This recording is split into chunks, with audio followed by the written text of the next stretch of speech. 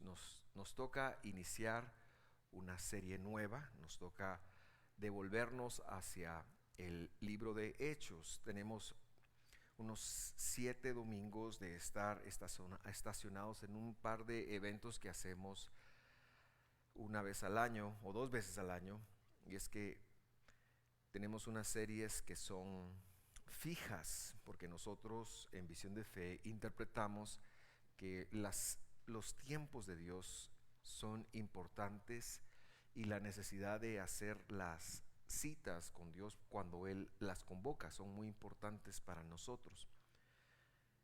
Pero antes de empezar estos domingos, 5, 7 domingos creo que fueron, nosotros estábamos desarrollando algunas vivencias desde el libro de Hechos. Tenemos 10, vamos por el capítulo 10, perdón, y revisaba yo y que este viaje por el libro de Hechos lo iniciamos a finales del 2017, llevamos por el 2022, apenas llevamos por el capítulo 10, cuando lleguemos al capítulo 15 yo me quiero ir a Gálatas. No sé si yo deje de predicar Hechos antes de morirme en esta iglesia, que le pido a Dios que sean en muchos años, pues, pero, pero vamos lentos, porque la pasión de este servidor de ustedes es no ser la iglesia de moda, no ser la iglesia cool. Nunca, bueno, tal vez algún tiempo sí, pero era menos inmaduro de lo que ahora soy. Tener la iglesia in, ¿sabe usted? Ahora está ese término, no está in o está out. Eh, pero que Dios nos lleve más que nada a ser la congregación como fue la de Hechos, porque esa fue la original. Y creo que durante 2000 años no hemos hecho otras cosas más que irnos apartando de esto. Y bueno, ahora yo, yo no trato de no ser tan pesimista, pero a veces no queda de otra. Tenemos que volvernos a la raíz, tenemos que volvernos a raíz, tenemos que volvernos a la palabra del Señor. Y retomando el libro de Hechos desde el capítulo 10, queremos iniciar una serie que vamos a llamarle La Transformación. Yo sé que yo puse ahí siendo transformados, pero Mau, hazme el favor, vamos a corregir, vamos a llamarle La Transformación, porque esto de siendo transformados es un poquito raro, ¿eh?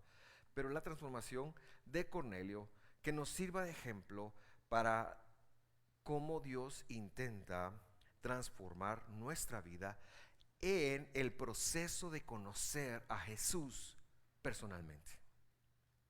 El proceso de conocer a Jesús personalmente. De esto queremos hablar. ¿Cómo conocemos nosotros que, a diferencia de Pedro, a diferencia de las personas que vamos a ver hoy, nunca vieron físicamente a Jesús? ¿Cómo fue que este Cornelio lo pudo identificar, lo pudo conocer, y cómo fue que Dios lo llamó? Entonces de eso queremos hablar en los siguientes domingos. El tema de hoy es renunciando a la idolatría. Todo lo puse en gerundio yo hoy, ¿verdad? Si mi madre estuviera viva y estuviera viendo esta prédica, me regañaría después de ella y me dice: las palabras no pueden empezar, las oraciones no pueden empezar con un gerundio. En mi casa había bueno, en la casa de mis papás realmente, había una cátedra del idioma español cada cierto tiempo. Cuando yo regresé de Estados Unidos era casi que todos los días, porque usted sabe, ¿verdad? Uno en Estados Unidos agarra palabras. De repente venía yo con la troca de mis dreams, no funcionan los rines. Y mi mamá decía, ¿verdad? Entonces en mi casa siempre hubo esa, esa enseñanza. Renunciar a la idolatría. Y cuando oímos la palabra idolatría, inmediatamente viene la figura, quizás una figura de una imagen.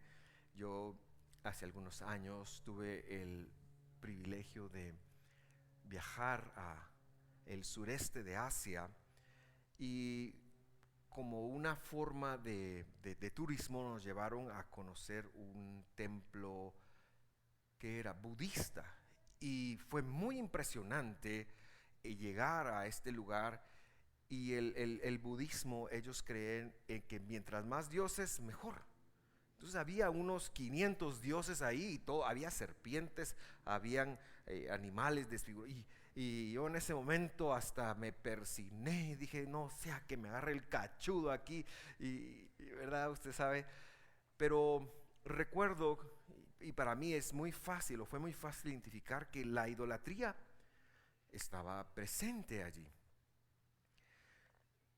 Pero, y podemos descartar, pastor, ¿por qué nos tiene que hablar de la idolatría si nosotros no somos idólatras? Yo quiero invitarle a tomarse un tiempo y redefinir qué es esto para usted y para mí. Entonces vamos a tratar de descubrir esto desde la escritura y le invito a leer conmigo Hechos capítulo 10, versículo 21. Estoy leyendo la Nueva Biblia de las Américas. Siempre me gusta poner la traducción que estoy leyendo ahí, nos basamos en ella y a veces Dios nos permite darnos cuenta de los errores y los corregimos, ¿verdad? Pero que sepa usted que no hay una traducción. Si me preguntaran cuál es la traducción, la mejor traducción, yo no podría dar una respuesta porque todas tienen muchos errores. Pero la Nueva Biblia de las Américas lo pone así. Sigo pesimista, ¿verdad? Discúlpeme. Pedro dice, descendió a donde estaban los hombres y les dijo, yo soy el que buscan. ¿Cuál es la causa por la que han venido? Recordará usted que nos quedamos precisamente en este punto. Pedro acaba de tener un éxtasis, una visión. Él está en el segundo nivel o en la azotea, no sé cuántos niveles eran. Y llegan a tocar a la casa, tocan el timbre, pip, no había electricidad en ese entonces, pero tocaron el timbre y llamaron a Pedro. Y entonces Pedro baja y les dice, ¿qué ondas? En buen chapín así les habría dinero, les habría dicho, ¿por qué vinieron? Versículo 22. Ellos le dijeron a Cornelio, el centurión, un hombre justo y temeroso de Dios, y que es muy estimado por toda la nación de los judíos, le fue ordenado por un santo ángel que hiciera venir a usted a su casa para oír sus palabras. Muy interesante cómo se construye este versículo. Y hay algunas cosas que yo quiero ir identificando con usted para que conectemos quién es o quién era Cornelio. ¿Quién era Cornelio? En primer lugar, dice que era un centurión. Un centurión era una persona que tenía a su cargo varios soldados. No se han puesto de acuerdo los historiadores si eran 50 soldados, 100 soldados, o incluso había centuriones que eran centuriones de centuriones. No se han puesto de acuerdo. Lo que sí es importante notar es que este hombre era un oficial del ejército de Roma de alto rango, es decir, era una persona importante. Y para que usted se inmiscuya en la historia, el Imperio Romano empezó a conquistar tierras unos 4 siglos antes de Cristo.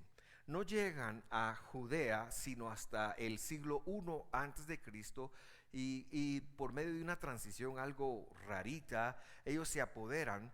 Pero en los siglos anteriores y posteriores a la escritura del Evangelio, es muy importante notar que Roma era avasallador, Roma era un imperio, era implacable, y que aunque hoy en día todavía se estudian, por ejemplo, el derecho romano como la base de la justicia en nuestras sociedades, Roma era una maquinaria militar.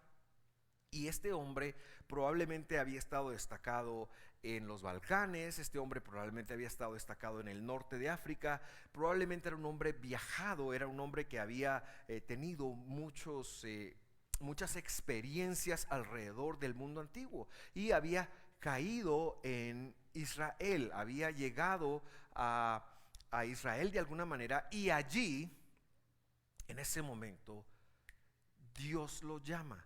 Y lo primero que tenemos que conectar nosotros en función de la transformación por medio de Jesucristo es que no se trata de encontrar a Dios, se trata de reconocer que Dios te encontró, Dios te llamó.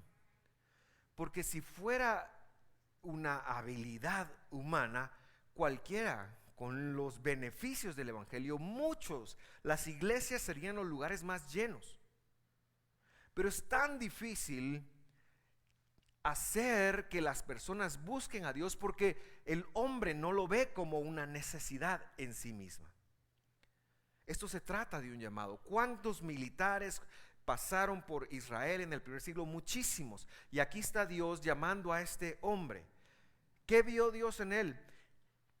No lo sé, porque no se trata del mérito de él. Y como dije hace algunos meses o domingos, la Biblia es la narrativa de la obra de Dios. Aunque se hable que David era de tal forma o Moisés hizo tal cosa, la Biblia es la narrativa de la obra de Dios y lo que Dios pone en el corazón de las personas y lo que Dios hace en el corazón de las personas. Así que Dios empezó a llamar a este hombre. El llamado de Dios tampoco es así como un día me levanté y me di cuenta que Dios me llamó. Muchas veces es paulatino, muchas veces es un proceso. Así que usted, si no está en la altura espiritual que usted piensa que debería estar, ni se preocupe por eso, porque usted está siendo llamado. No se desespere, como le pasaba a Kiko. Luego dice que entonces era un soldado que Dios llamó. Luego era un hombre justo. Dios lo condujo a ser justo. ¿Y qué quiere decir justo para las personas que estaban describiendo a Cornelio? Quiere decir que este hombre ofrendaba. Era un hombre dadivoso. En la Biblia, especialmente en el Evangelio, la justicia está muy relacionada. Hoy, si usted busca en el mundo judío actual, la justicia sobre todo, pero hoy más que ayer, pero empezó acá, está relacionada con las dádivas, La palabra que se traduce limosna, elemousene en el griego, uno piensa que es lo que me sobra. La palabra elemousene, limosna, es la palabra, traduce la palabra justicia. Y este hombre era un hombre dadivoso.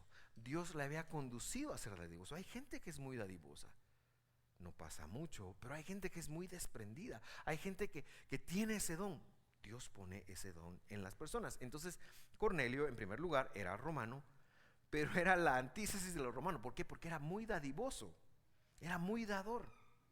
Eso quiere decir justo.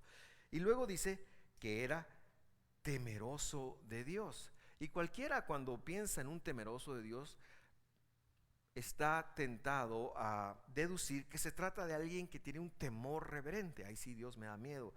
El otro día tengo un sobrino, Alfredo Salazar, hijo, muchos de ustedes lo conocen.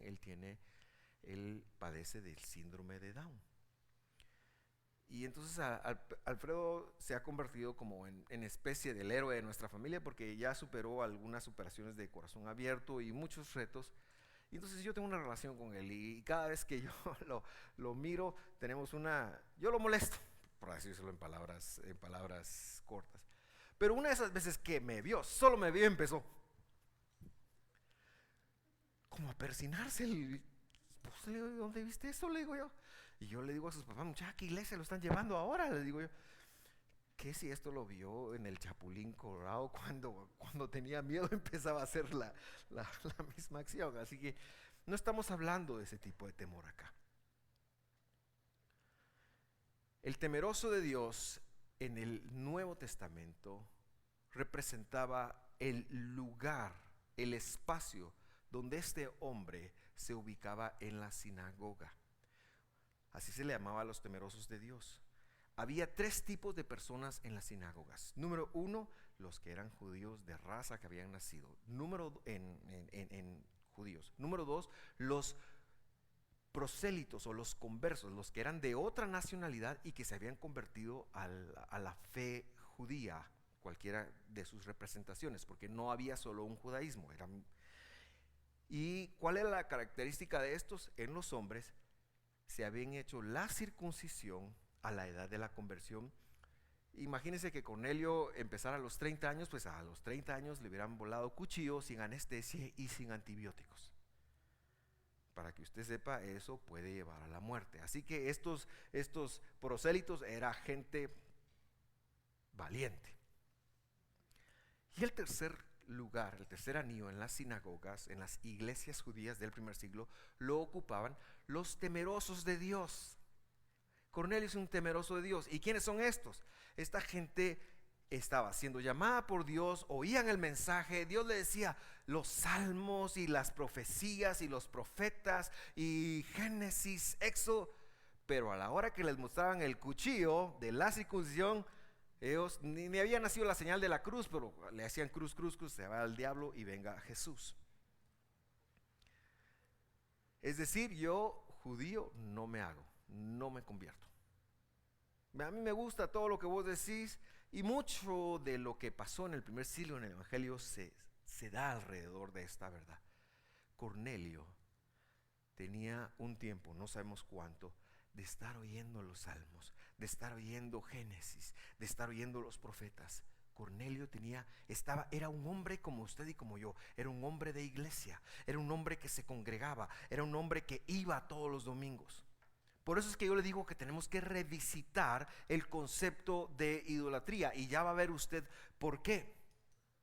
Pero este hombre había estado expuesto durante mucho tiempo, durante algún tiempo, el tiempo que fuera, no lo sé, a escuchar de Dios. Todos los sábados él iba, oraba, porque dice que oraba mucho. En las oraciones en el primer siglo, dentro de lo que narra el Nuevo Testamento, tenían más que ver con el rezo que con la oración. Jesús es el que vino a cambiar eso. Entonces este hombre hacía todo lo que le decían. No se volaba cuchillo porque pues de plano, ¿verdad? Pero este hombre temía a Dios. Este hombre había permitido que la palabra de Dios lo empezara a cambiar, y quizás por eso había pasado de un rudo romano, un romano que le volaba el pescuezo tieso a cualquier queso, y había convertidose en una persona que escuchaba la voz de Dios. Había convertidose en una persona, estoy hablando en Reina Valera antigua, ¿verdad? Se había convertido en una persona que daba limosna, que cuidaba al pobre. Usted sabe que en el primer siglo, en el tiempo del Imperio Romano, la única cultura que velaba por los pobres eran los judíos. Los romanos los encerraban, los expulsaban, los mataban, los asesinaban. Cuando algún niño nacía con alguna incapacidad, lo asesinaban. No tenían como mucha compasión. Y a los pobres y a los enfermos, hay mucha documentación que se sabe de gente que los aislaban o incluso les prendían fuego. El mundo antiguo así era. Y la única cultura que peleaba por los derechos de los pobres era los judíos, que representaban la cultura bíblica. Todos los demás eran despiadadamente malos con los menos favorecidos. Y aquí está este hombre que está acostumbrado a desempuñar espada, a desenfundar espada, a matar, está acostumbrado, y ahora está ayudando al pobre, algo que nunca había hecho, algo que no está en su educación romana. Pero ahora ha oído de un Dios que se acuerda de los pobres, ha oído de un Dios que es misericordioso, ha oído de un Dios, y ha empezado ese proceso, y él está dentro de la sinagoga. No solo está dentro de la sinagoga y empieza a cambiar su forma romana de ser, sino que dice que era tenido en alta estima por muchos judíos. O sea, el tipo era, como dicen los muchachos ahora, era un crack. Él había tenido un cambio completo, porque ahora no solo los romanos eran odiados en el tiempo que estamos hablando. Cuando Jesús le dice a los estudiosos de aquel tiempo, amarás a tu prójimo, eso está fácil, porque la cosmovisión de ellos es: tu prójimo es el otro judío. Y luego una ocasión les dice: ¿han oído ustedes que dicen, pero odiarás a tu enemigo? No es que, o aborrecerás, traducen, aborrecerás a tu enemigo. Se refería al romano. Esa tradición oral que tenían los judíos se refería al romano. Es decir, al judío tienes que amarlo, pero al romano que está ahí hay que aborrecerlo o no amarlo. No estás obligado a amarlo, era como se manejaba. No estás obligado a amarlo. Pero aparece Dios mismo y Dios dice, tienes que amar incluso a tu enemigo, sino ¿qué te diferencia de los gentiles? Ese es más o menos el contexto de eso. Pero volviendo a Cornelio, imagínese usted que este hombre ha logrado cambiar la opinión de los judíos con respecto de él. Eso es como que usted estuviera secuestrado durante mucho tiempo y que de repente usted, sin el síndrome de Estocolmo, cambiara su mentalidad de la persona que lo tiene cautivo y que lo empezara a amar por el desempeño de esa persona. Eso es lo que Cornelio ha logrado. Es impresionante. El tipo es un crack. Versículo 23. Entonces Pedro dice, los invitó a entrar y los hospedó. Al día siguiente se levantó y se fue con ellos, y algunos de los hermanos de Jope lo acompañaron. Es decir, él dijo, no me voy a ir solo, esto va a ser importante, en Hechos 15 va a ser necesario que yo tenga testigos, me los llevo. Versículo 24. Al otro día entró en Cesarea, es decir que estaban un día de camino, un día de viaje. Cornelio los estaba esperando y había reunido a sus parientes y amigos íntimos. Es decir, Cornelio y los cristianos evangélicos, especialmente los de Visión de Fe, deberíamos de aprender la lección de Cornelio. Cornelio es demasiado bueno para tener lo bueno solo para él. Él dice, yo necesito compartir esto. Necesito compartir esto. Y ese no es mi tema, pero necesitamos aprender a compartir de Dios. Lo que tengamos de Dios necesitamos compartirlo. Por eso encontremos cualquier forma de compartirlo. Hasta darle un like, me gusta y un compartir en nuestras redes sociales podemos hacer. Por el amor de Dios, por lo menos eso podemos hacer.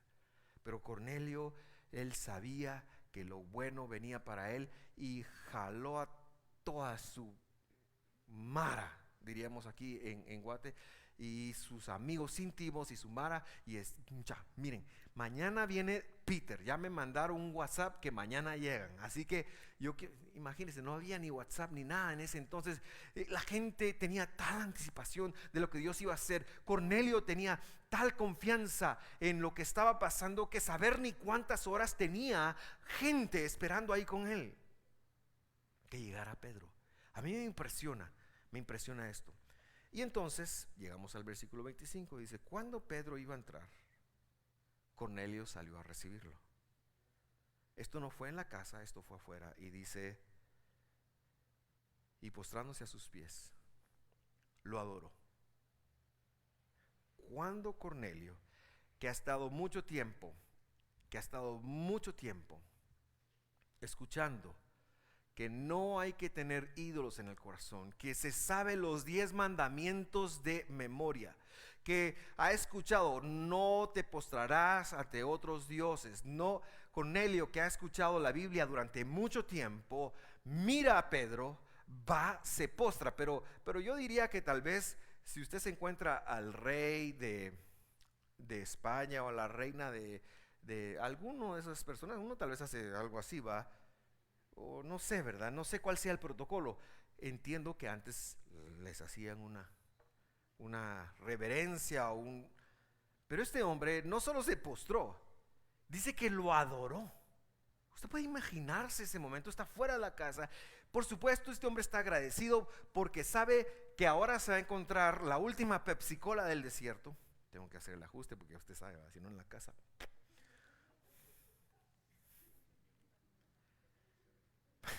Pedro va llegando y es el emisario de Dios mismo, y Cornelio lo sabe, tiene tal anticipación que todo lo que ha escuchado en la iglesia judía del primer siglo se le va por la borda, y lo primero que hace es, cuando ve la verdad de Dios que viene a él en función de un hombre, se le postra.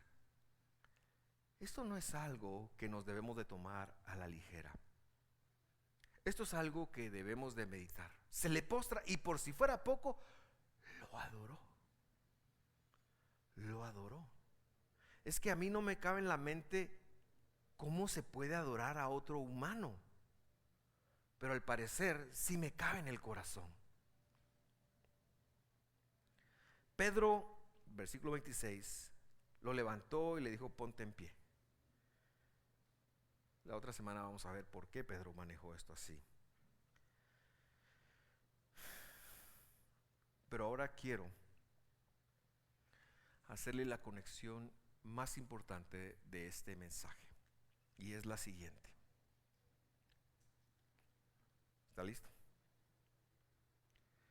Cualquier intermediario que nosotros le pongamos a la salvación, cualquier intermediario que le pongamos a la salvación, es un acto de idolatría. Cualquier cosa en la que nosotros confiemos para salvación, sea persona. Mire, hoy en día estamos, y le voy a poner algunos ejemplos evangélicos, porque de plano yo estoy tratando de que reformemos eso desde adentro. A veces se le pone más atención al método que al poder de Dios. Y como encontramos que dice que hay que ungir a los enfermos, se puede llegar a pensar que el poder está en el aceite. Ahora, yo no estoy en contra de ungir, pero se puede llegar a pensar que el poder está en el aceite. Se puede llegar a pensar que el poder está en el método. La oración, hermanos. A veces se piensa que el poder está en una oración. Y yo quiero aclararme, porque no tengo ningún problema con orar. Cuando oramos bien, cuando conectamos qué significa orar.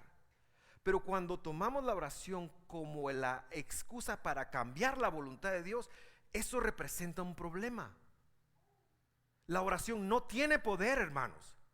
Dios, el Rey del universo, Jesús, Él es el que tiene el poder. Él es el que tiene toda la gloria. Él es el Rey de reyes. Perdone que me exalte, pero cuando yo hablo de mi Cristo, es lo más grande, hermano. Cristo es lo más grande, Jesús es lo más grande, Él es el todopoderoso. Por eso Danilo Montero lo tenía bien: tú eres todopoderoso, eres grande y majestuoso. Él es el poderoso. Y a veces tomamos cositas, personas, que les damos una comparativa como que fueran Dios. Nadie es Dios en nuestra vida. A veces dependemos en nuestro estado de ánimo de cómo nos tratan los demás. Es un poquito de idolatría.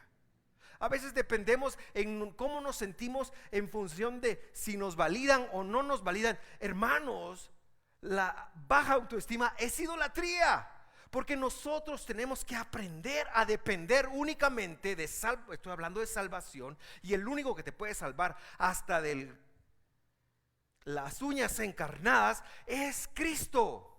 El único en el cual hay salvación es Jesús. No hay salvación en ningún hombre.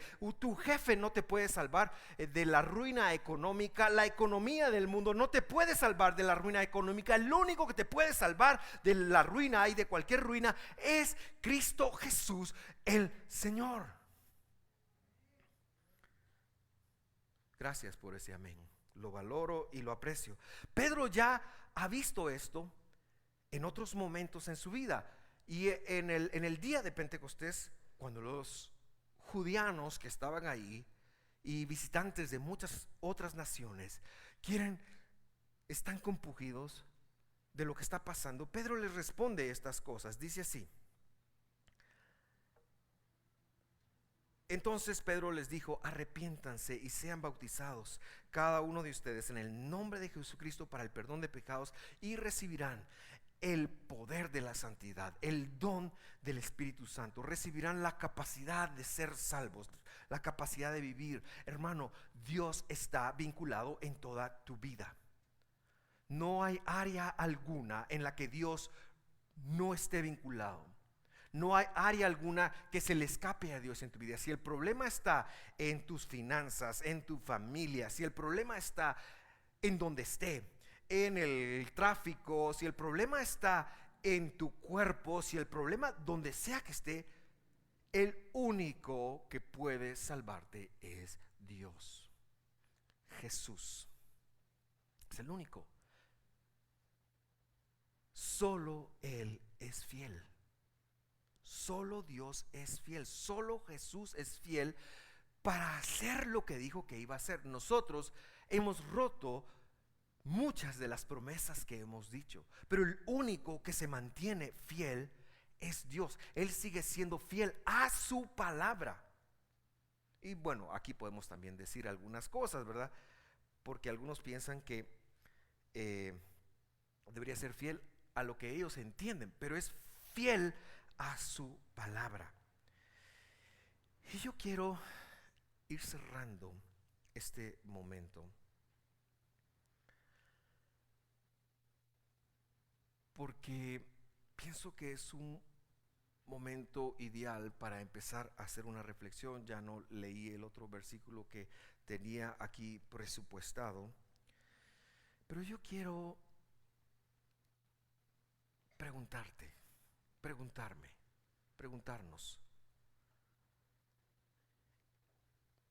¿habrá idolatría en nuestros corazones? Por supuesto, ya no estamos hablando de un ídolo físico, pero es que Cornelio tampoco tenía un ídolo físico. Cornelio había aprendido en la iglesia judía, él había aprendido que tenía que remover las estatuas con las cuales él llegó, que tenía que apartarse de todos los demás dioses que le habían dicho que existían, porque en la religión romana era muy similar a la que yo le dije, ¿verdad? De que mientras más dioses mejores. Y Romeo iba a decir, pero Cornelio, ese vivió en otra época, ¿verdad? Y tenía una sutraida que se llamaba, ¿verdad que sí sabe? Pero yo les pregunto de la Biblia y, pero Julieta, ay sí, ¿verdad?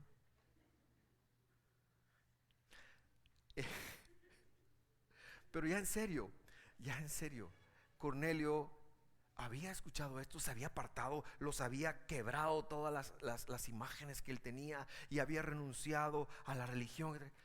Y lo primero que hace cuando ve al Dios, el llamado del Dios vivo, es postrársele a Pedro, a un hombre. Nosotros debemos de hacer una buena revisión de nuestro corazón en función de dos cosas. Yo quiero invitarte a hacer esto en función de dos cosas. Número uno, ¿quién es la prioridad en tu vida? La prioridad en tu vida. Y eso establécelo objetivamente. ¿Cómo?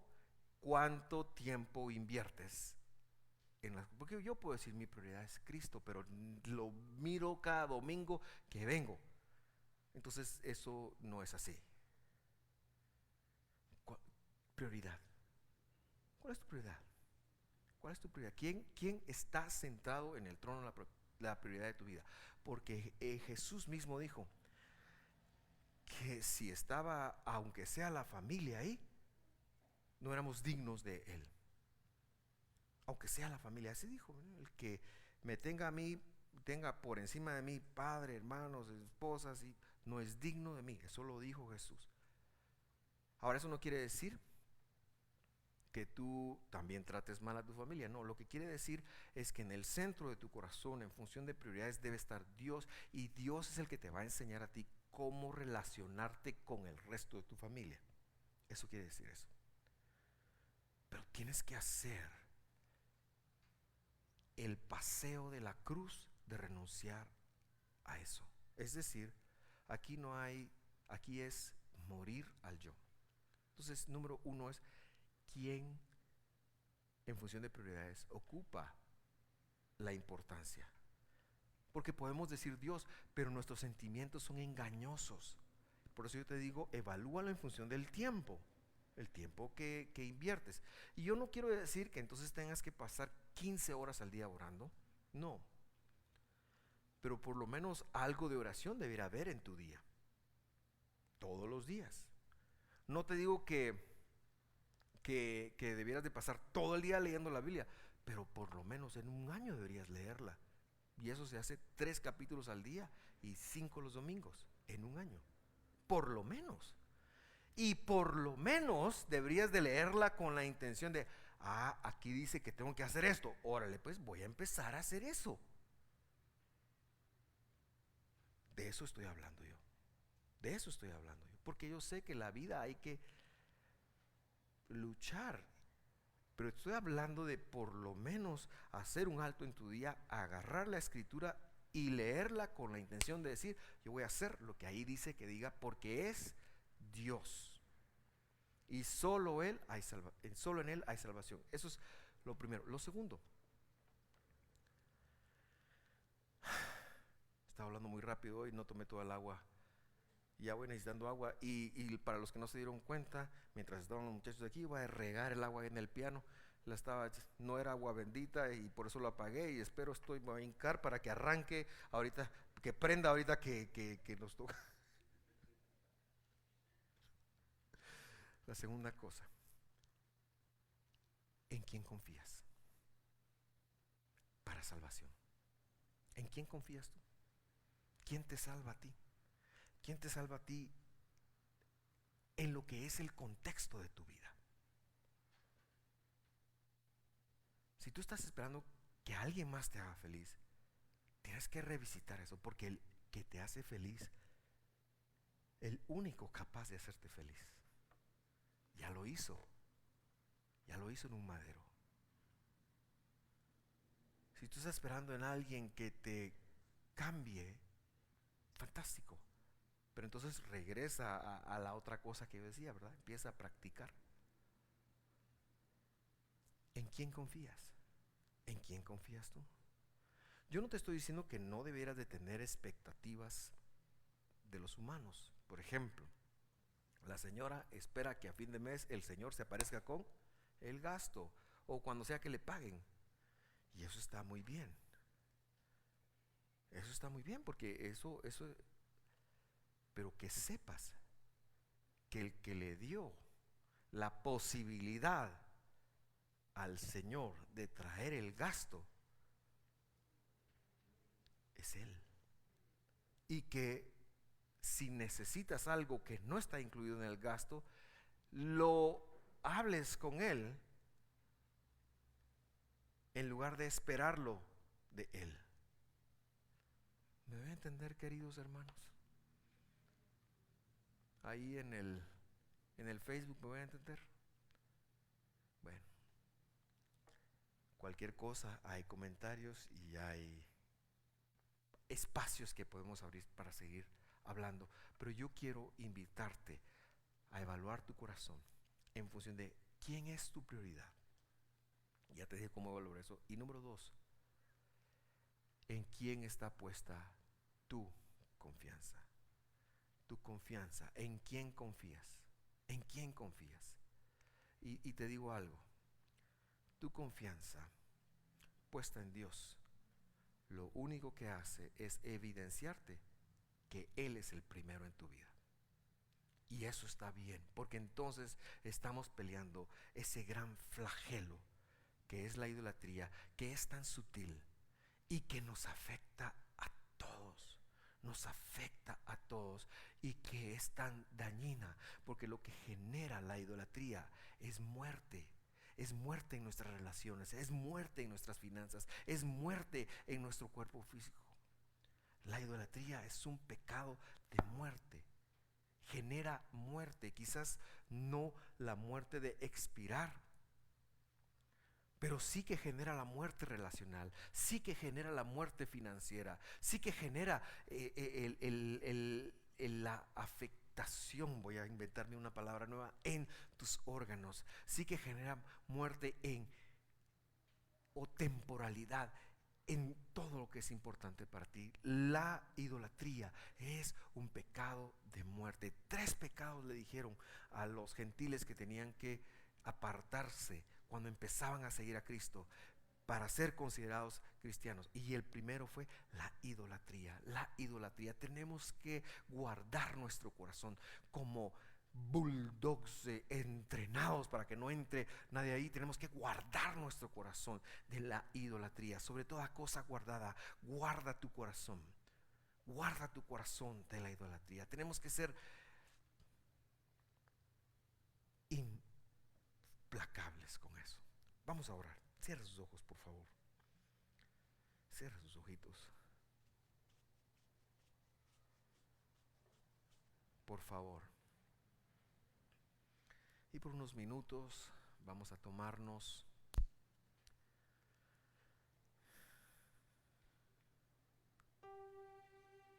el trabajo espiritual de renunciar a la idolatría. La idolatría del siglo XX parte de siempre tener la razón. Digo, del siglo XXI, perdón, ya me está de siglo, estoy equivocando. La idolatría de nuestros tiempos parte de la razón, lo que se ha sobreexaltado.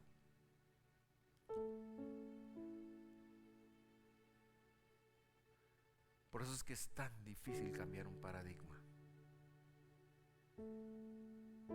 Yo digo para darle un poquito de material con el cual trabajar ahí.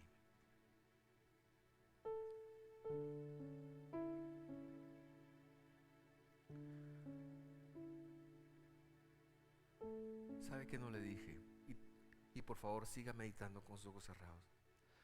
Lo que no le dije es que nosotros servimos a un Dios misericordioso, que cuando nosotros confesamos nuestros pecados, Él es fiel y justo para perdonarnos. Cuando nosotros, en lugar de justificarnos, le pedimos a Él que nos justifique, le pedimos a Él que nos perdone, cuando nosotros, en lugar de presentar mejores razones, más válidas razones, nos humillamos en su presencia, nos humillamos ante Él. Él es tan bueno, Él es tan fiel, Él es tan maravilloso. Sabes que Dios no busca la perfección para que tú le busques a Él. Dios no busca la perfección. Dios busca un corazón contrito y humillado. Ese es el que no va a despreciar. Ese es el que no va a rechazar. El corazón contrito y humillado no lo rechazará jamás. Y yo quiero invitarte esta mañana a volverte a Dios con el corazón contrito y humillado. Yo quiero invitarte esta mañana a que te des esa oportunidad, porque si viniste a la iglesia fue para que el Señor lavara tu vida, fue para que el Señor sanara tu vida, fue para que el Señor quizás tuviera que poner un poquito de alcohol para matar lo malo. Pero el punto sigue siendo eso. Estás acá para que el Señor te restaure, para que el Señor te ame, para que el Señor, el buen pastor, vende tus heridas. Y si nosotros nos volvemos a Él de todo corazón, Él será fiel a lo que ha dicho. Él perdonará. Él perdonará. Y entonces yo creo que esto es muy general. Todos de alguna manera hemos caído en sentar algo, alguien en nuestro corazón, en el trono de nuestro corazón que no era Él. Y por eso, Señor, nos humillamos y lo confesamos. Creo que también todos hemos caído en confiar en otras personas, en otras cosas, para lo que solo Dios puede dar. Y por eso, Señor, también nos humillamos y lo confesamos. A veces es tan difícil confiar en tu palabra, Señor. Perdónanos, Señor. Perdónanos. Venimos a confesarlo, venimos a decirlo. No me pesa a mí pararme enfrente de esta cámara y decirlo al mundo entero. Venimos a decirte, Señor, sí, hemos albergado idolatría en el corazón. Sí, conocemos que esta produce muerte, pero tú has venido a darnos vida y vida en abundancia. Pedimos perdón, Señor, pedimos perdón. Ayúdanos, Señor. Yo te pido que tú traigas la sabiduría en cada persona que está acá, en cada uno de los que estamos acá, de los que nos están viendo.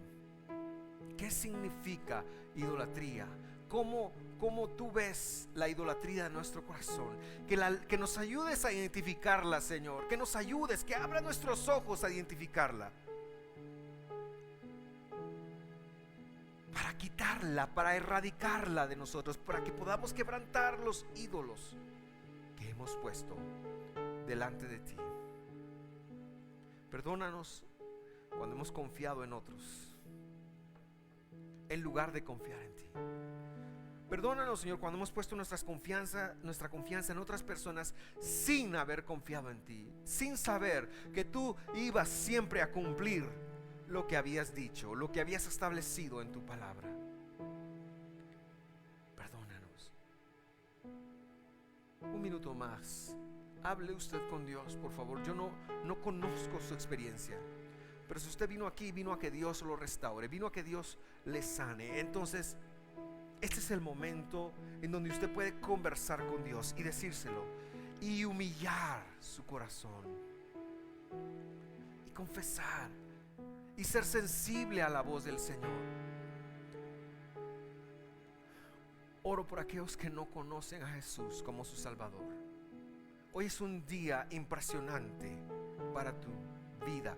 Dios te está llamando. Dios te está llamando. Dios te está llamando al arrepentimiento. Dios nos está llamando a todos al arrepentimiento. Si tú no has hecho a Jesús el Señor de tu vida, hoy es ese día en que lo puedes hacer. Hoy es ese día y yo te invito a hacerlo. Yo te invito a considerarlo. Yo te invito a contactarlos. Yo voy a hacer una oración, pero tú puedes hacer esa oración y volver a hacer las cosas. Eso no es el punto. El punto es que la oración es un inicio, pero el resto tienes que seguir dando pasos. Oro, Padre, yo te pido, si tú nunca has recibido a Jesús en tu corazón, haz esta oración conmigo. Yo te pido que perdones mis pecados. Reconozco que Jesús vino, que Él es el único y suficiente Salvador para mí. Por favor, dame el poder del Espíritu Santo. Dame el poder de la salvación esta mañana, para ser salvo, para vivir como un salvo, para pensar, para caminar como un salvo. Y perdona mis pecados. Todo esto lo pido en el nombre de Jesús. Por todos aquellos que somos salvos, querido hermano, el Señor nos oye y el Señor nos perdona, porque para siempre es su misericordia, porque para siempre es su fidelidad. Y Señor, si algún día rendiremos nuestras coronas delante de ti, no sé de qué tamaño va a ser la mía, eso no importa, pero lo que sí estoy seguro es que me la vas a dar para ponerla ante tus pies cuando vengas en tu segunda venida. Me vas a dar una corona y es para que yo la rinda ante el Rey de Reyes. Hoy también rendimos nuestro corazón. Hoy también rendimos nuestros pensamientos. Hoy también rendimos nuestras emociones. Hoy también rendimos aquellas cosas que son importantes para nosotros. Por favor, dile: Señor, ven y toma el trono que te pertenece a ti en mi corazón. Díselo con todo lo que eres. Ven y toma el trono de mi corazón. Ven y toma el trono de mi corazón. Y ahora actúa sobre ello. Actúa sobre ello. No te quedes sin hacer algo. Actúa sobre ello. Que Jesús tome el trono de tu corazón. En el nombre de Jesús oramos.